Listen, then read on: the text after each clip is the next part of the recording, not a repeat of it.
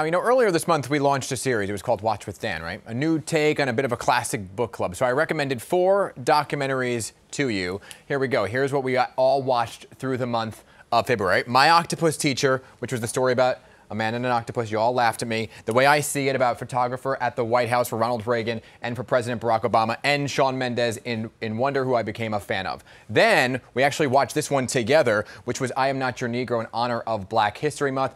We did a Zoom call. We all joined to take a look, to talk about these films. Here's what happened.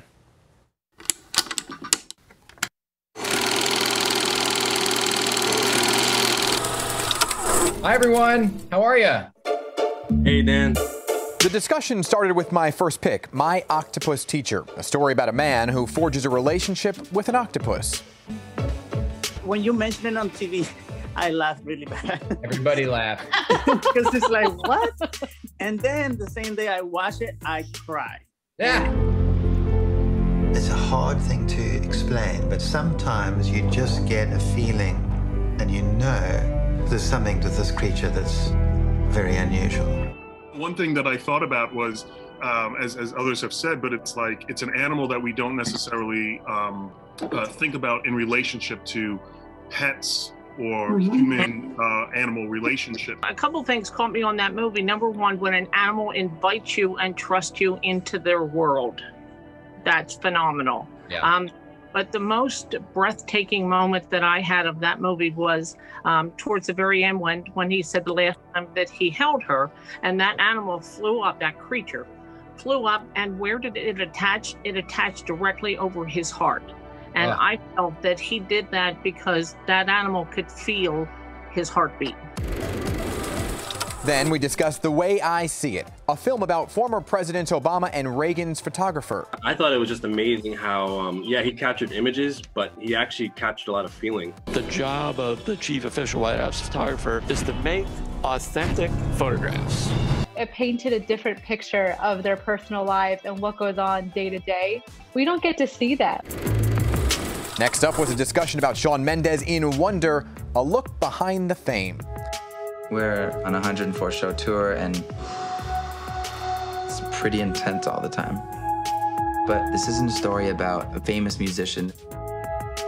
This is a story about a guy growing up. He just seems like such a intelligent young person, which I feel like we don't see a lot anymore.